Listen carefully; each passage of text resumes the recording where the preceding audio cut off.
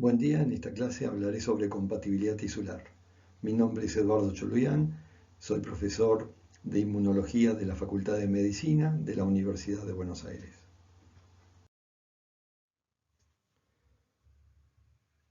En el trasplante de órganos sólidos existen diferentes formas de clasificar. Se puede clasificar a los trasplantes en base al origen de los órganos, al número de órganos involucrados, a diferencias genéticas entre el donante y el receptor, a la localización anatómica donde se coloca el órgano en el receptor. En esta diapositiva, por ejemplo, estamos viendo la clasificación de los trasplantes en relación con la diferencia genética entre el donante y el receptor. Y vemos entonces que tenemos lo que llamamos autotrasplante o autoinjerto, en donde el mismo individuo es el donante y el receptor, el allotrasplante o alloinjerto, en el cual se realiza un trasplante entre donante y receptor de la misma especie, pero que son genéticamente diferentes. El isotrasplante, que es cuando se realiza entre el donante, en donde el donante y el receptor son genéticamente iguales, y es el caso de los gemelos univitelinos, y en este caso, en los isotrasplantes, no existe un fenómeno de rechazo. Y por último tenemos los xenotrasplantes, en donde el donante y el receptor pertenecen a especies diferentes. Según la localización anatómica en la que se sitúa el órgano en el receptor, el trasplante puede ser ortotópico o el trasplante puede ser heterotópico.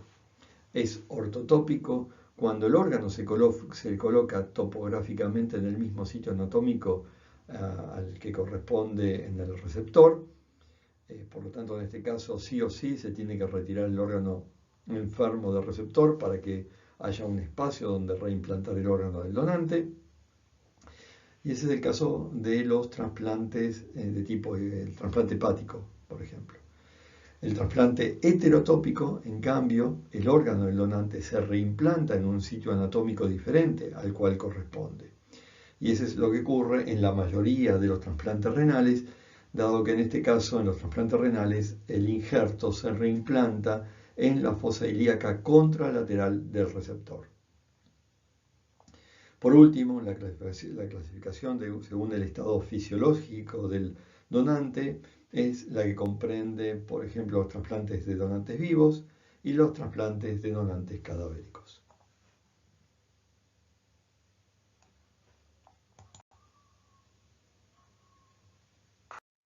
Desde el punto de vista inmunológico, cuando uno hace un trasplante, tiene que tener en cuenta que está trasplantando células presentadoras de antígenos.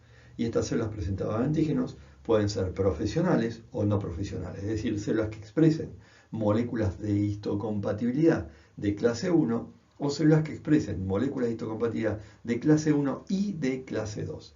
Es decir, estas células están aportando una carga antigénica que van a ser las responsables de inducir una respuesta inmune de rechazo en un receptor. Desde el punto de vista inmunológico, también, además de los órganos sólidos vascularizados, uno puede decir que puede hacer un trasplante de médula ósea, con lo cual, en este caso, el objetivo es generar un sistema inmune completo de cero. Para poder entender por qué se produce el rechazo de un órgano, tenemos que tener presente uno de los paradigmas de la inmunología, que dice que el sistema inmune reconoce lo propio de lo no propio. Dado que hay diferencias genéticas entre individuos de la misma especie, dado por el polimorfismo en las moléculas del sistema de HLA, el receptor de un órgano está reconociendo al sistema de HLA, ese polimorfismo del sistema de HLA, como algo no propio y por lo tanto reacciona frente a eso que es no propio. Como ustedes saben, la incompatibilidad tisular es un problema en medicina del trasplante. La respuesta inmune que se genera contra un alloinjerto va a llevar a una disminución de la sobrevida del injerto en los trasplantes de órganos sólidos, o, por ejemplo, al desarrollo de una enfermedad de injerto contra huésped en el trasplante de médula ósea. Pero no tenemos que olvidarnos que además el trasplante de un aloinjerto nos puede llevar a fenómenos de sensibilización que inducen la producción de anticuerpos a los reactivos contra moléculas de lo que llamamos sistema HLA o antígenos leucocitarios humanos. Las siglas son HLA, antígenos leucocitarios humanos. De esa manera, provocando que esos anticuerpos generen un daño a nivel del aloinjerto y reduciendo la sobrevida del órgano. El riesgo de rechazo de un tejido incompatible va a depender de distintos factores, pero uno de los factores más importantes es el grado de disparidad genética entre el donante y el receptor con respecto a estas moléculas de HLA. Pero también puede haber otras moléculas involucradas, además de las moléculas de HLA. Estas moléculas de HLA, responsables de alguna manera del rechazo del órgano, tienen características estructurales y funcionales particulares. Están codificadas por genes presentes en un locus que denominamos complejo mayor de histocompatibilidad. Y estas moléculas tienen una función. La función es la de presentar antígenos para que esos antígenos sean reconocidos por los linfocitos T. Por lo tanto, el objetivo de las moléculas es la presentación antigénica para la inducción de una respuesta inmune eficiente o incluso para la inducción de la tolerancia central y periférica. No nos tenemos que olvidar que además de la presentación antigénica, estas moléculas interactúan con otras moléculas presentes sobre células que llamamos natural killer. Esas moléculas con las cuales interactúan las moléculas de HLA se denominan KIR. La interacción de estas moléculas de histocompatibilidad clásicas con KIR inhiben la activación de las células natural killer, evitando la activación y la capacidad citotóxica de las natural killer. Por último, tenemos que recordar la existencia de asociaciones que existen entre las moléculas de HLA con determinadas enfermedades autoinmunes y enfermedades de hipersensibilidad. Acá en el esquema vemos la existencia de dos tipos de moléculas de HLA, las que llamamos moléculas del complejo mayor de histocompatibilidad de clase 1 y las de clase 2. Las de clase 1 están presentando péptidos a los linfocitos TCD8 y las de clase 2 presentan péptidos a los linfocitos TCD4 para que tanto CD8 como CD4 se puedan activar frente a antígenos específicos reconocidos por los receptores T. Una de las principales características del complejo mayor de histocompatibilidad es su alto grado de diversidad. Este complejo se ubica en una región del cromosoma 6 en humanos, cromosoma que contiene alrededor de 1900 genes y 170 millones de pares de bases, pero tan solo 220 genes y 4 millones de pares de bases corresponden a lo que llamamos HLA. No hay que olvidarse también que están presentes en esta región moléculas que pertenecen al sistema inmune que no pertenecen al sistema de HLA. Bueno, creo que ya les mencioné hasta el hartazgo el tema del alto polimorfismo de las moléculas de histocompatibilidad y de esas variantes de los genes que se llaman alelos. Pero no solo existe un alto polimorfismo, sino que también el sistema de HLA tiene como características presentar poligenismo y también codominancia. Entonces, entendiendo el alto polimorfismo, el poligenismo y la codominancia, comenzamos a entender la dificultad para poder encontrar dos individuos que tengan el mismo HLA y que sean completamente compatibles.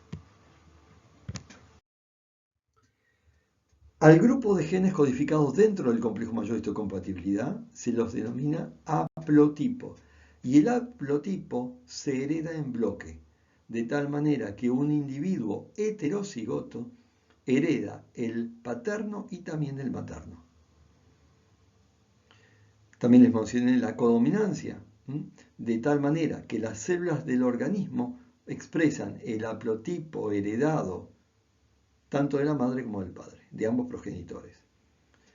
De esta manera, todas las células del organismo expresan 6 moléculas de clase 1 clásicas, 3 de origen paterno, 3 de origen materno, mientras que las células de origen mieloide, además de las de clase 1, también expresan moléculas de clase 2, 6 moléculas de clase 2, 3 de origen materno y 3 de origen paterno. A veces se pueden presentar recombinaciones que originan un haplotipo diferente a los paternos, pero esos eventos son raros, ya que la frecuencia de recombinaciones meióticas están en el orden del 1% entre locis homólogos maternos y paternos del complejo mayor de histocompatibilidad. Acá ven la estructura de las moléculas de histocompatibilidad. Las moléculas de clase 1 son glicoproteínas de transmembrana heterodiméricas. Las de clase 1 están formadas por una cadena alfa y una cadena beta 2 microglobulina. La cadena alfa, que tiene un peso molecular entre 44 y 47 kilodalton, está codificada por los locis HLA-A, HLA-B y HLA-C. La cadena beta 2 microglobulina no es polimórfica y se encuentra codificada en el cromosoma 15. Esa cadena alfa tiene 3 dominios extracelulares, alfa 1, alfa 2 y alfa 3, la región transmembrana y una región carboxiloterminal citoplasmática. La cadena beta 2 microglobulina, que se llama cadena ligera, también se llama cadena ligera, tiene un solo dominio de inmunoglobulina y se une a las diferentes cadenas alfa de las moléculas de histocompatibilidad de clase 1. Del análisis cristalográfico se puede ver cómo los dominios alfa 1 y alfa 2 se pliegan formando una plataforma de 8 hojas antiparalelas, y sobre esa plataforma se ubican dos estructuras alfa hélice, uno que pertenece al dominio alfa 1 y otro al dominio alfa 2, para formar una hendidura que es donde se va a ubicar el péptido que va a ser presentado al linfocito T, que va a ser reconocido a su vez por el TCR. Ese péptido que se ubica en ese bolsillo, en esa hendidura, tiene una longitud, un tamaño entre 8 a 11 aminoácidos. Ese péptido proviene, en las de clase 1, de la vía de procesamiento antigénico que llamamos vía endógena o biosintética para ser presentado a los linfocitos TCD8. Los residuos polimórficos de la molécula de clase 1 se van a localizar en los dominios alfa 1 y alfa 2. Por lo tanto, estas diferencias polimórficas van a permitir que cada alelo pueda unir y presentar péptidos específicos. El dominio alfa 3, en cambio, se pliega como un dominio de inmunoglobulina para unirse de manera no covalente con la cadena beta 2 microglobulina. Además, el dominio 3 permite la unión o tiene un sitio de unión para la cadena alfa del correceptor CD8 del linfocito T. Ahora bien, analicemos las moléculas de clase 2. ¿Qué es? También es una glicoproteína de transmembrana heterodimérica. En este caso, formado por la unión no covalente de una cadena alfa y una cadena beta. En este caso, la cadena alfa tiene dos dominios extracelulares, alfa 1, alfa 2, que presentan polimorfismo, en tanto que la cadena beta, que también tiene dos dominios extracelulares, beta 1, beta 2, presentan un polimorfismo aún mayor. Los dominios alfa 1 y beta 1 se van a plegar formando una plataforma de 8 hojas beta antiparalelas. Sobre esa plataforma se va a ubicar dos estructuras en alfa hélice Y eso va a formar nuevamente, en este caso en estas moléculas de histocromatía de clase 2, un bolsillo, una hendidura, donde se ubica un péptido. En este caso el péptido es un péptido que tiene una mayor longitud, de 10 a 20 aminoácidos.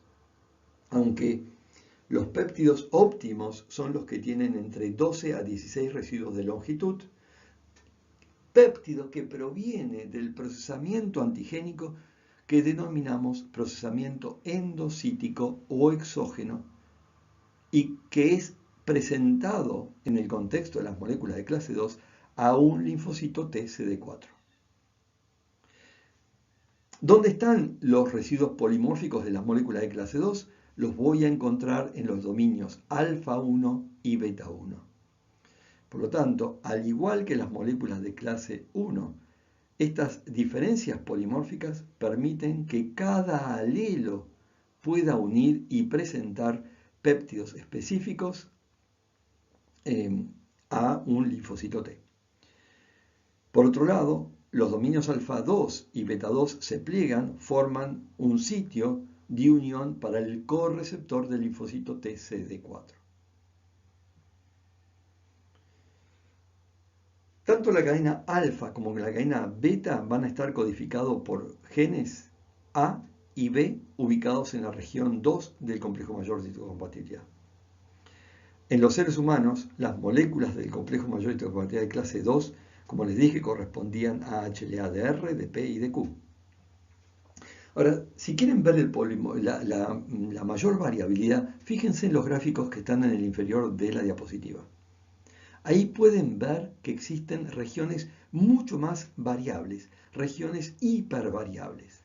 Para la molécula HLA-DR-B1, esas regiones hipervariables las voy a encontrar en las posiciones aminoácidicas que van del 25 a 40 y del 65 a 80. O sea, posición 25 a 40, 65 a 80. Esas son las regiones blanco de los métodos de tipaje utilizados para definir los polimorfismos en el ADN mediante la técnica del PCR, o sea, reacción en cadena de polimerasa. Un dato importante es que para DQ y DP, ambas cadenas, alfa y beta, son polimórficas.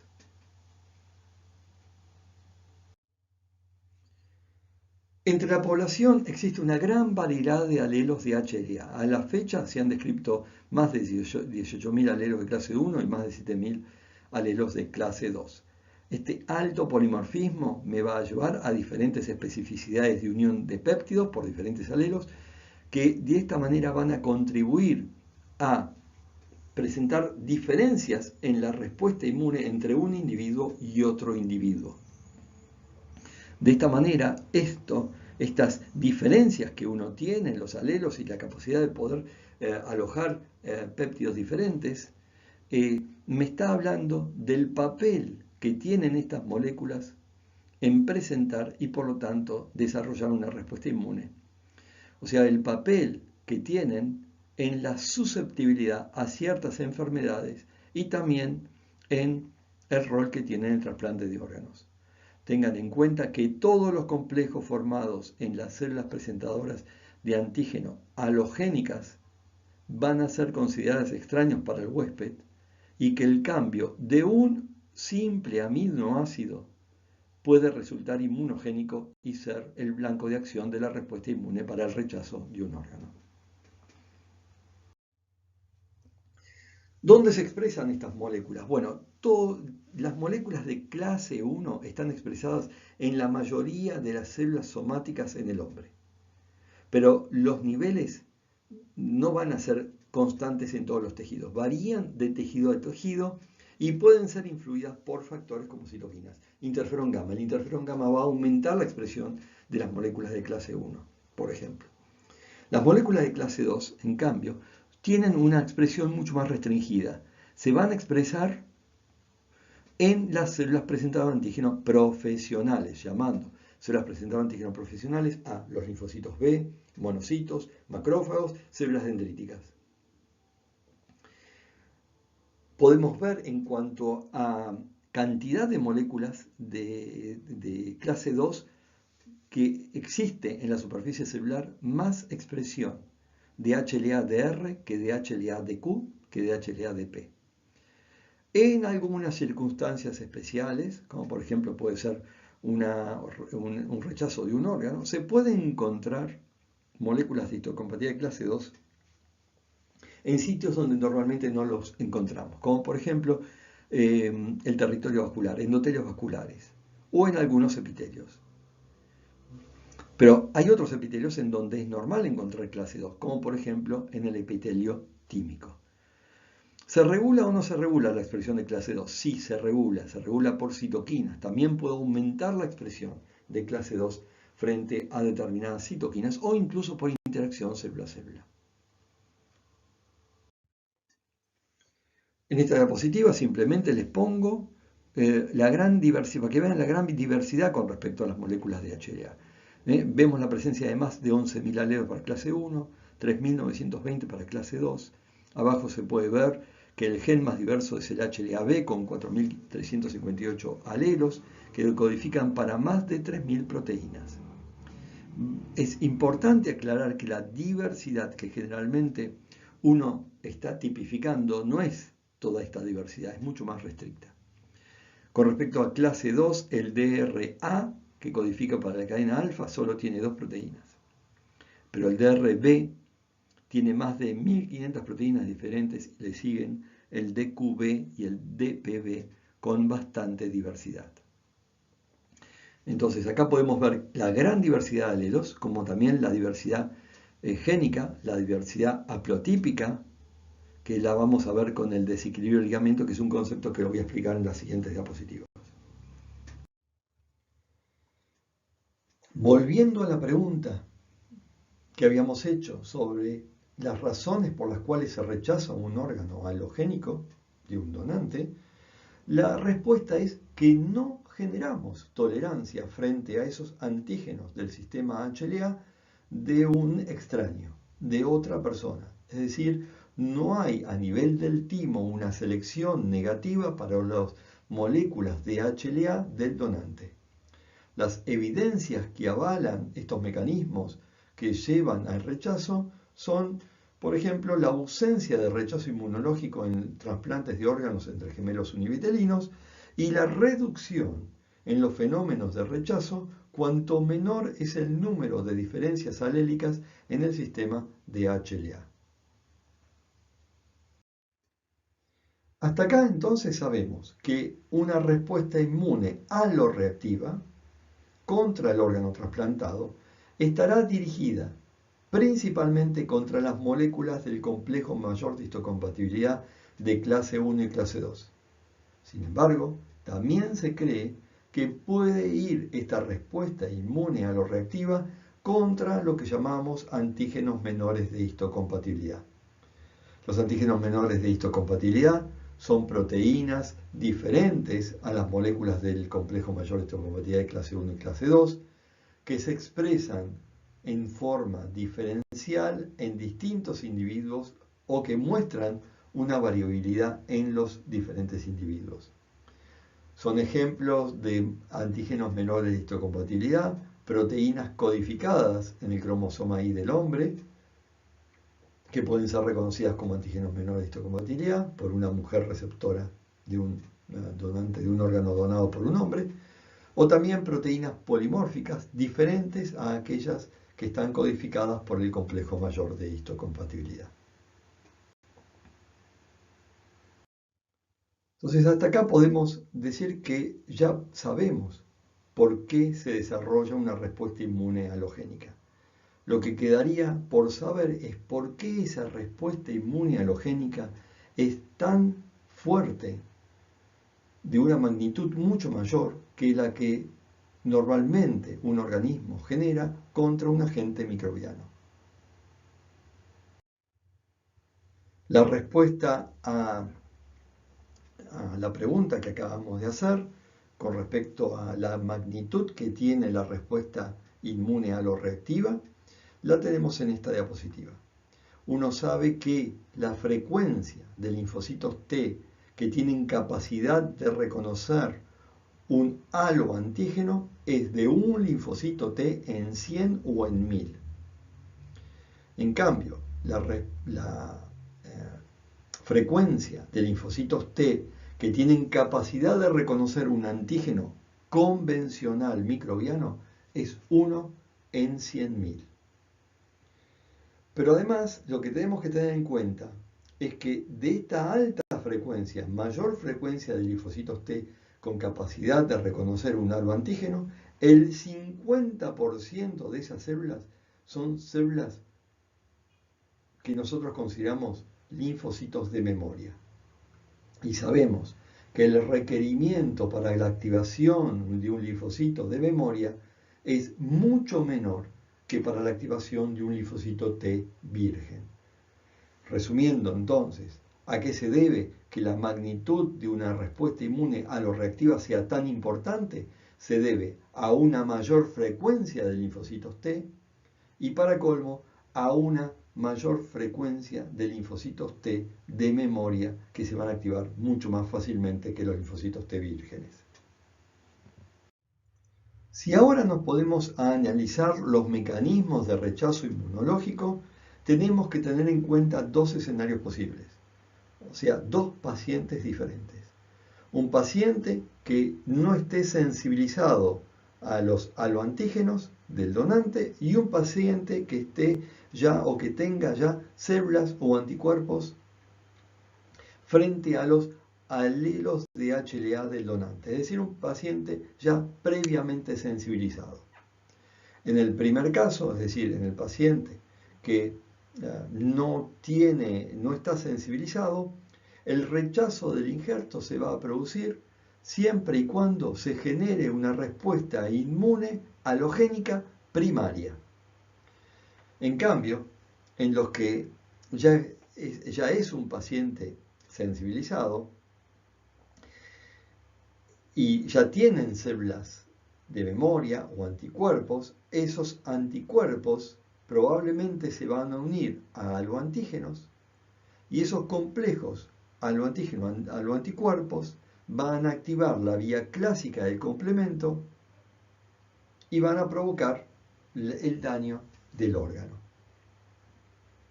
Analicemos el primer escenario, es decir, una respuesta a lo inmune primaria.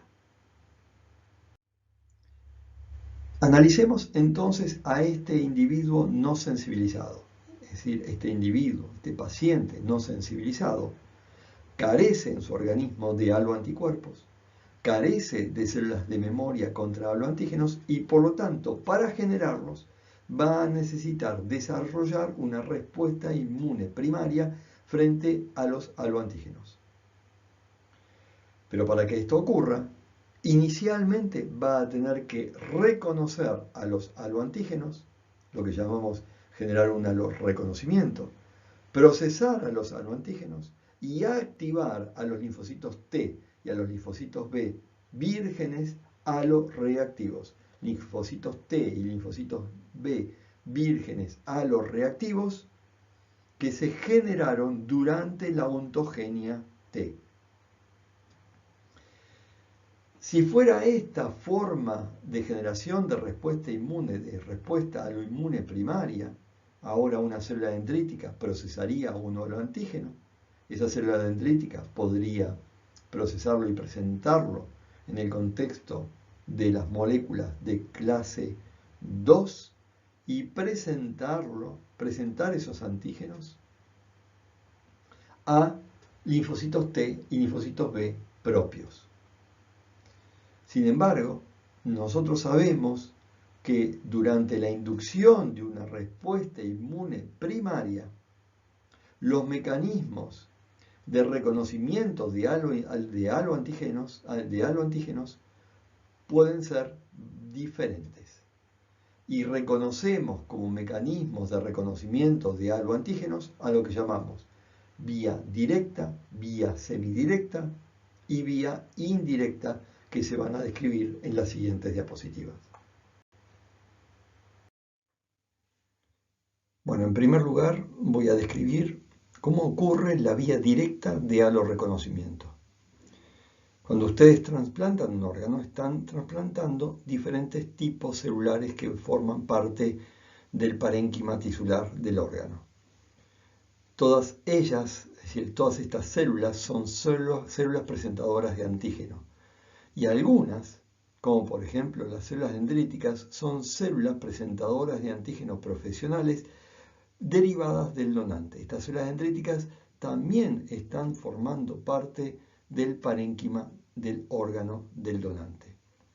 Realizado el trasplante, esas células dendríticas del donante, favorecidos por un microambiente isquémico, comienzan un proceso de maduración, migran hacia los órganos linfáticos secundarios del receptor y van a dar inicio a una respuesta inmune halogénica. La interacción entre estas células dendríticas del donante y los linfocitos T del receptor en los órganos linfáticos secundarios del receptor permite la interacción directa del TCR con las moléculas de clase 1 y clase 2 que están presentes en la membrana de las células dendríticas del donante.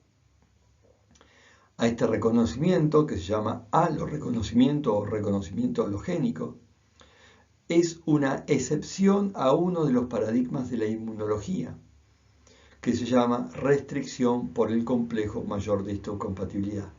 Este paradigma de la inmunología dice que el TCR únicamente es capaz de reconocer un antígeno siempre que el mismo esté presente en el contexto de las moléculas de histocompatibilidad propias. En este caso, en el aloreconocimiento, las células dendríticas y el linfocito T corresponden a distintos individuos. Uno es el donante y el otro es el receptor. En estos casos, la activación T en el aloreconocimiento se debe a la existencia de lo que llamamos una complementariedad estructural. En otras palabras, es un encaje que ocurre entre el TCR del receptor y las moléculas del complejo mayor de histocompatibilidad halogénicas, llevando en este caso a la activación de un linfocito T. Esta respuesta halogénica, activada por la vía directa, que se caracteriza por una alta intensidad, ya que hay una alta frecuencia de linfocitos T respondedores, ya que hay un linfocito en 100 linfocitos totales, capacidad de reconocer al aloantígeno. Activado el linfocito T, proliferan, se diferencian en linfocitos T efectores, migran al órgano trasplantado, lo infiltran y desarrollan en el órgano trasplantado las funciones efectoras. Por ejemplo, los linfocitos TCD4 van a contribuir a generar una respuesta proinflamatoria que va a promover el reclutamiento y la activación de macrófagos. En cambio, los linfocitos TCD8 van a desarrollar funciones citotóxicas contra células endoteliales y células del parénquima del órgano trasplantado. En conjunto, todos estos fenómenos efectores van a llevar a la destrucción tisular y a la pérdida de la función del órgano, que se manifiesta clínicamente como un rechazo.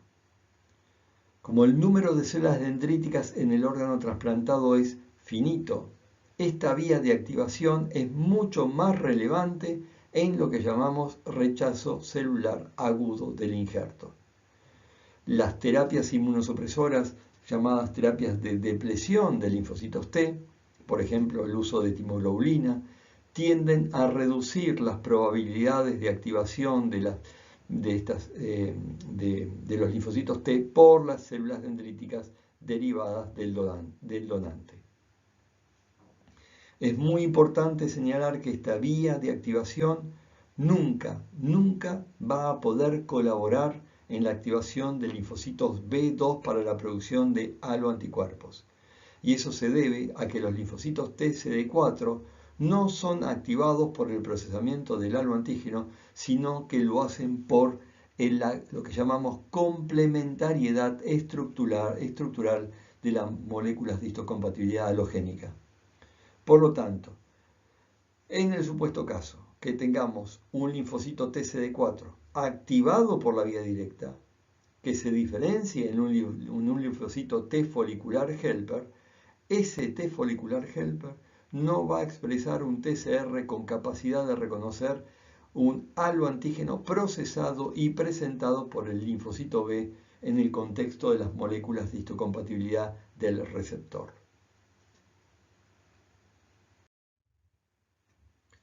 Ahora describamos la vía indirecta.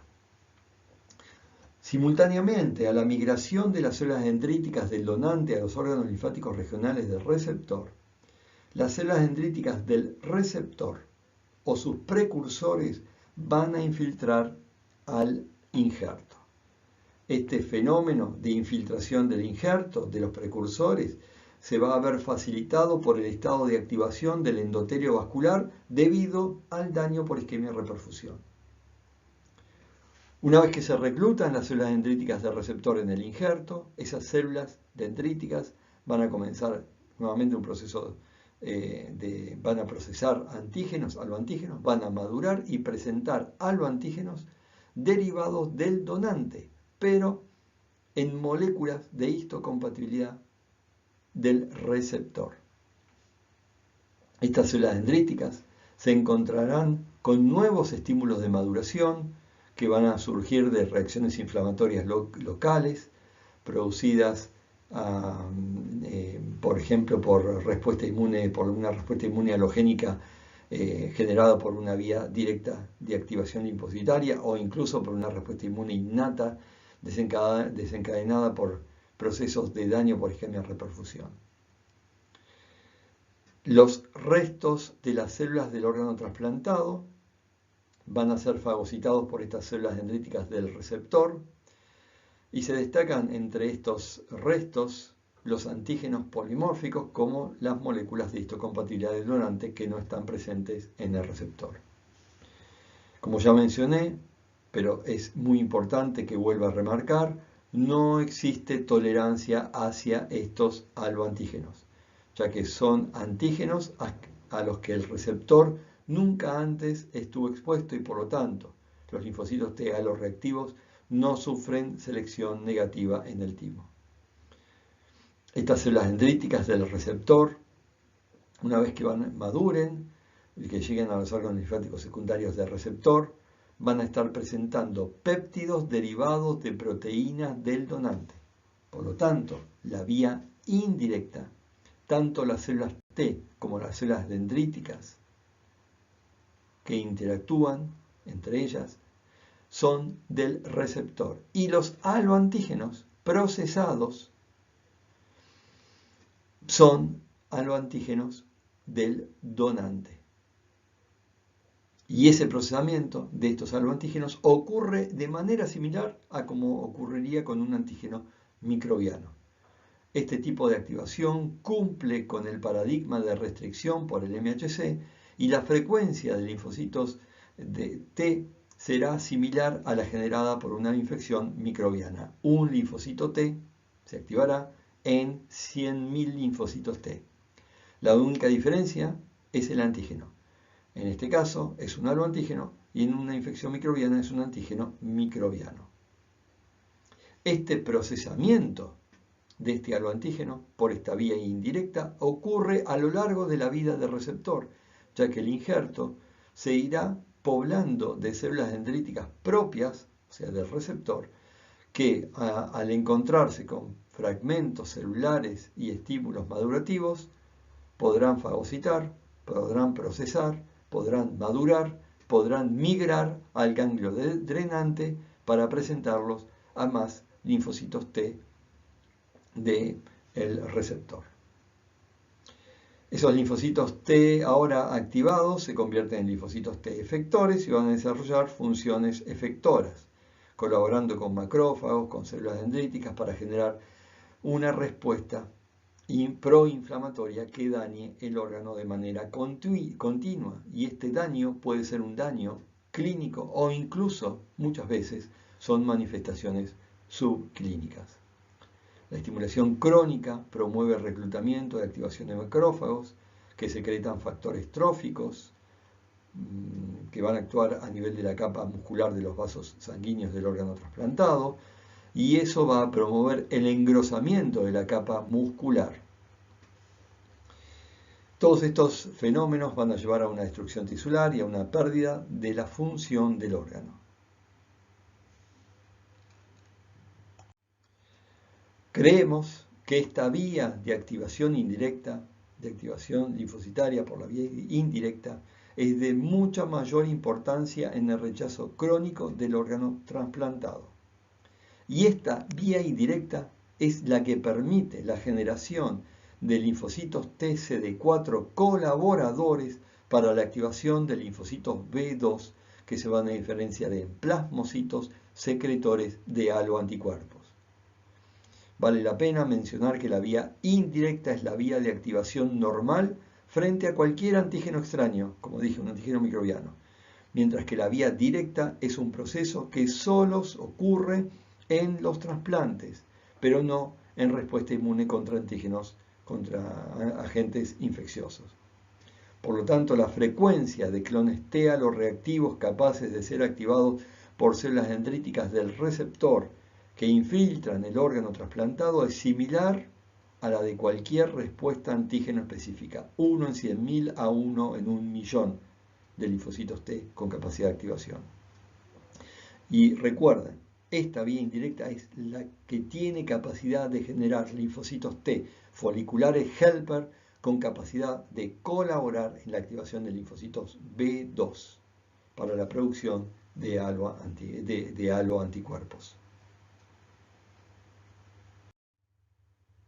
Por último tenemos la vía semidirecta. Esta vía que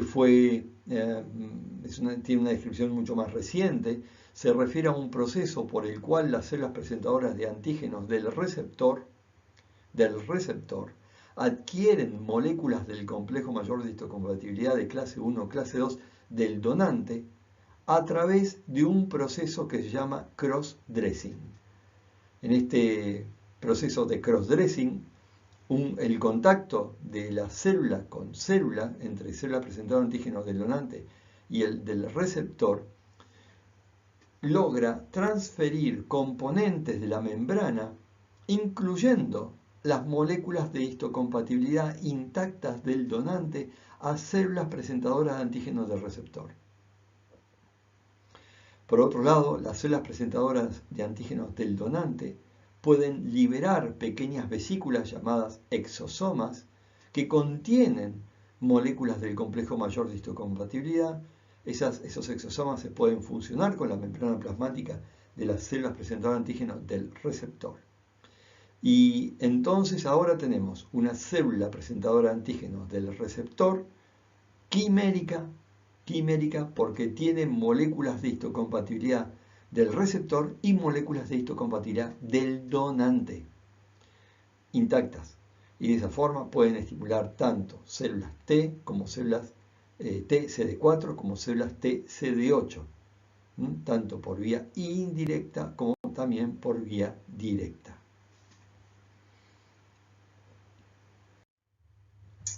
Una vez activado por alguno de estos mecanismos, se genera una respuesta inmune efectora llamada aloreactiva, que puede ser humoral o celular. Esas células que van a generar lesión pueden ser CD4 aloreactivas, tanto efectoras como de memoria, CD8 aloreactivas, efectoras de memoria. Puedo tener plasmoblastos, plasmocitos, linfocitos B de memoria y anticuerpos. Todo depende qué vía de activación ocurrió, que en general ocurren las tres vías, la directa, la semidirecta y la indirecta. Una vez entonces generadas estas distintos tipos de activación o mecanismos de activación, vía directa, semidirecta e indirecta, voy a tener la generación de linfocitos T. Por la vía directa, únicamente voy a tener, si es clase 2, la que esté presentando la célula presentadora de antígeno del donante, activará CD4. Si es clase 1, activará un CD8. Por la vía semidirecta, tendré la generación de CD8, principalmente porque la célula lo que más se está liberando son a través de exosomas, son a través de células, exosomas liberados por células del parénquima, células epiteliales, que expresan únicamente clase 1. Esas moléculas de clase 1 en los exosomas se fusionan con la membrana plasmática de la célula presentadora de antígeno del receptor. Esto ocurre fundamentalmente en el ganglio linfático y activará a los linfocitos TCD8. Pero si esos exosomas son captados, procesados por la vía de procesamiento endocítica, podrá generar un CD4 por la vía indirecta, diferenciándolos en TH1, TH17 y T folicular helper. La vía indirecta, por otro lado, entonces genera TH1, TH17 y T folicular helper, ya que en la vía indirecta sería un procesamiento del aloantígeno como ocurre con cualquier antígeno microbiano. En esta diapositiva se muestra cuál es la única forma de generar una respuesta humoral aloreactiva. ¿Cuál es el único mecanismo? El único mecanismo posible es la vía indirecta. En este caso, lo que vemos es que el antígeno, aloantígeno, que es procesado y presentado por vía endocítica, por la vía endocítica de procesamiento de las células presentadoras de antígeno del receptor, es el mismo antígeno, es el mismo aloantígeno que va a ser reconocido, procesado por la vía endocítica del linfocito B y presentado en el contexto de las moléculas de histocompatibilidad de clase 2, tanto en el linfocito B como en el linfocito, en la célula presentadora de antígeno del receptor. En la célula presentadora de antígeno del receptor activará un CD4. Y en el caso del linfocito B, me está volviendo a interactuar. Ese linfocito B que ahora va a expresar moléculas de histocompatibilidad de clase 2, va a poder interactuar con el linfocito T folicular helper que se gestó por la interacción de la célula presentadora de antígeno del receptor con el linfocito TCD4 del receptor. Ni la vía directa ni la vía semidirecta tienen la capacidad de activar, de colaborar en la producción de aloanticuerpos por el linfocito B. Ahora analicemos el segundo caso, el segundo escenario, en donde tengo individuos que ya están sensibilizados, es decir, que ya tienen o ya generaron una respuesta inmune contra aloantígenos. Estos individuos ya tienen anticuerpos halogénicos preformados o células reactivas contra los alelos de HLA. Lo que tenemos que preguntar es por qué puede haber anticuerpos o células aloreactivas preformadas. En esta diapositiva vemos las causas de la alosensibilización. Esas causas tienen diferentes mecanismos. En primer lugar, por ejemplo, puede ser porque un paciente que se encuentra en lista de espera es una persona que sufre o ha sufrido alguna patología y en muchos casos ha recibido transfusiones de sangre. En estos casos, la transfusión de sangre va a favorecer la sensibilización de antígenos menores presentes en el eritrocito, que forman parte de los grupos sanguíneos KEL, DAFI, KITS, entre otros. La transfusión de plaquetas también expresa moléculas de histocompatibilidad y también favorece la sensibilización hacia estos aloantígenos. Otras causas de sensibilización las pueden buscar, por ejemplo, en los embarazos múltiples o incluso en los retransplantes. La patología de base del paciente también puede predisponer a un mayor número de infecciones microbianas. Y la memoria inmunológica es consecuencia de las respuestas inmunes contra microorganismos. Por lo tanto, las infecciones pretrasplante pueden marcar el repertorio de linfocitos T de memoria de un individuo. Esos linfocitos T se pueden activar sin requerir gran cantidad de señal coestimulatoria. De esta manera, este proceso de activación de linfocitos T de memoria generados por un proceso de infección microbiana que se activan frente a un aloantígeno se llama inmunidad heteróloga. Concretamente, la inmunidad heteróloga es un fenómeno inmunológico por el cual la exposición a algunos organismos puede alterar la respuesta del huésped a la posterior exposición a antígenos no relacionados.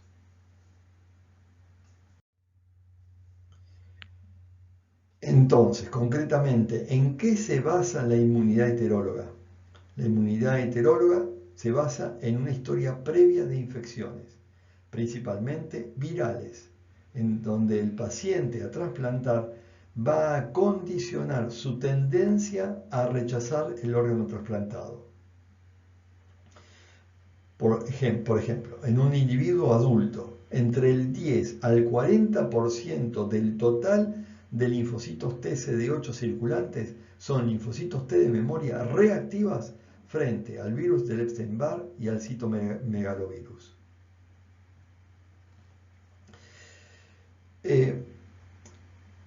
Hay dos mecanismos postulados que permiten explicar a esta reactividad cruzada, o también llamada inmunidad heteróloga.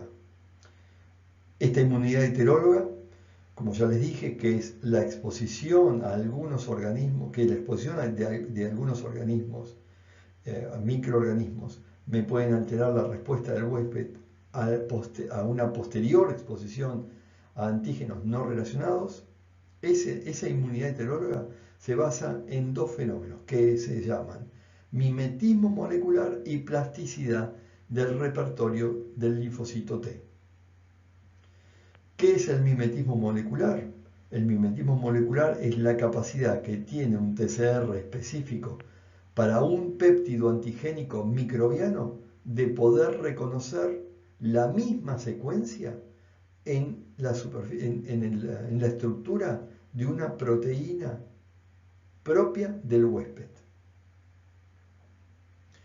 Por otro lado, llamamos plasticidad del TCR a la capacidad que tienen algunos TCRs, o sea, receptores T, de moldear sus sitios de anclaje de tal manera de poder interactuar con distintos puntos de unión para reconocer las moléculas de histocompatibilidad halogénicas que tienen un péptido endógeno y moléculas de histocompatibilidad singeneicas que tienen un péptido viral. O sea, en definitiva, ¿qué es esta plasticidad del TCR? Es la capacidad que tienen ciertos TCR de moldear, de anclarse de tal manera de poder recibir una señal de activación.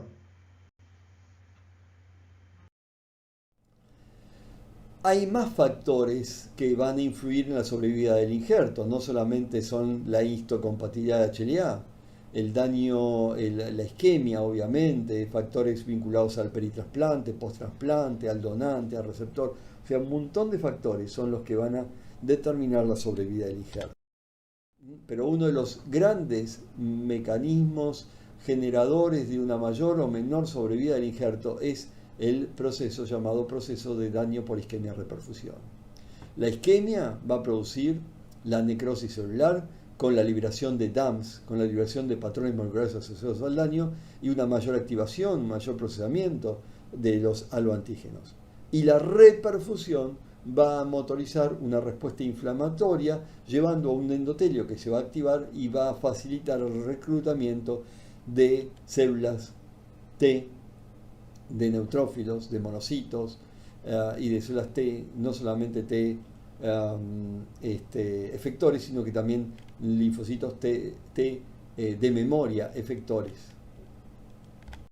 Daño por isquemia-reperfusión genera un estado protrombótico y proinflamatorio del endotelio vascular, favoreciendo el reclutamiento celular, la producción de citoquinas, la activación de complementos, la agregación plaquetaria, la producción de especies reactivas del oxígeno, procesamiento y presentación antigénica y por lo tanto una facilitación hacia la activación por las vías directa, indirecta y semidirecta.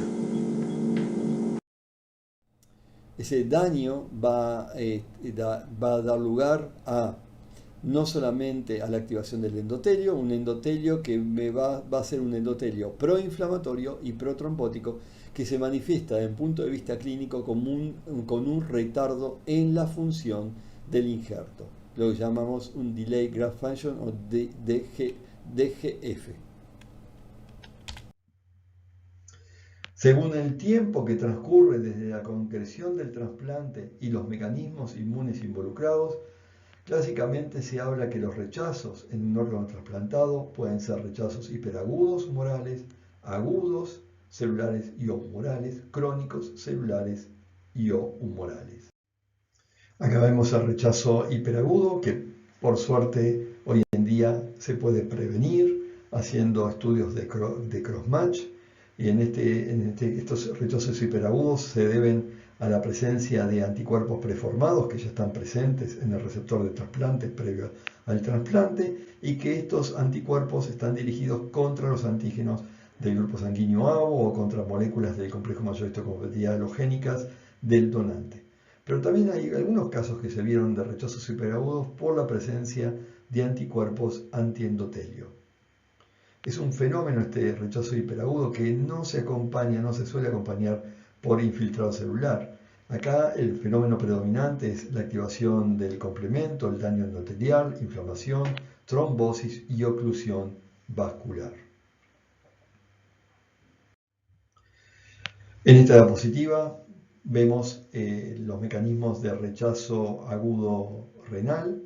A diferencia del rechazo hiperagudo, que es mediado el hiperagudo por anticuerpos. En el rechazo agudo puede ser mediado por células y o anticuerpos, y en ese caso se llama rechazo celular humoral o también mixto. En el rechazo humoral agudo va a empezar cuando los anticuerpos donantes específicos, que pueden ser preexistentes o incluso pueden ser de novo, se ponen en contacto con las células endoteliales. La formación de esos complejos inmunes antígenos anticuerpos me va a activar la cascada de complemento con la formación de opsoninas, anafitotoxinas, factores quimioatactantes y finalmente la formación de un complejo de ataque elítico que termina desestabilizando osmóticamente a las células endoteliales, generando un edema y necrosis celular. A todos esos eventos le tenemos que sumar la activación de la cascada de coagulación, el depósito de fibrina, oclusión de la luz del capilar, la presencia de eritrocitos, la presencia de células inflamatorias. En resumen, el rechazo humoral agudo me va a llevar a la activación de complemento que provoca la lesión lítica de las células y la necrosis, así como también provoca trombosis y reclutamiento de células inflamatorias que se manifiestan como una glomerulitis y una capilaritis a nivel renal. Por otro lado, los rechazos agudos celulares se van a desencadenar de manera aloantígeno específica, pero los mecanismos efectores que me van a llevar a la destrucción del injerto van a ser mecanismos efectores no específicos. La característica principal va a ser la presencia de un gran infiltrado inflamatorio predominantemente de linfocitos T citotóxicos, que se van a acompañar de algunos monocitos, macrófagos, a nivel tubular. Es probable que los linfocitos T citotóxicos provengan de la activación de los linfocitos TCD8 naive o también por una reactivación de los linfocitos TCD8 de memoria. Aparentemente, las señales coestimulatorias CD40 con CD40 ligando jugarían un papel importante en ese proceso de activación. Y una vez que los linfocitos T citotóxicos migran al sitio del injerto e identifican las moléculas halogénicas de clase 1, van a liberar el contenido de sus gránulos que tienen granzimas, perforinas van a aumentar la expresión de FAS ligando, van a promover la muerte celular por apoptosis. Por otro lado, células T helper de tipo 1, específicas para aloantígenos, también pueden contribuir a esta fase efectora de rechazo del aloinjerto, a través de fenómenos similares a los que ocurre en los fenómenos de hipersensibilidad retardada, que están caracterizadas por la producción de mediadores solubles, citoquinas inflamatorias, como interleuquina 1, interferón gamma y TNF-alfa. En todos estos casos, el daño, el infiltrado, que el daño ocurre por infiltrado, por producción de mediadores específicos, como también la producción de especies reactivas del oxígeno. Por último, vemos el rechazo crónico, que también puede ser celular humoral. El concepto de rechazo renal crónico sufrió grandes cambios a lo largo de los últimos años. Pero es importante tener en cuenta que el rechazo fundamentalmente crónico está dado fundamentalmente por un remodelamiento. Ese remodelamiento que se da se lo denomina glomerulopatía, capilulopatía del trasplante, y se caracterizan, por ejemplo, por imágenes de duplicación de la membrana basal glomerular y multilaminación de la membrana basal peritubular. Como parte del proceso crónico, vamos a observar también una acumulación de células inflamatorias, adquiriendo características de una glomerulitis y capilaritis. Entonces, fundamentalmente, el rechazo crónico van a participar linfocitos TCD4-CD8, macrófagos que van a liberar factores profibróticos, anticuerpos y fundamentalmente lo que se ve es engrosamiento de la íntima, proliferación de células musculares, fibrosis concéntrica, formación de placas ateromatosas. Con esto terminamos lo que es el módulo de inmunología. Muchas gracias, y muchos de estos conceptos los iré profundizando en la clase de discusión.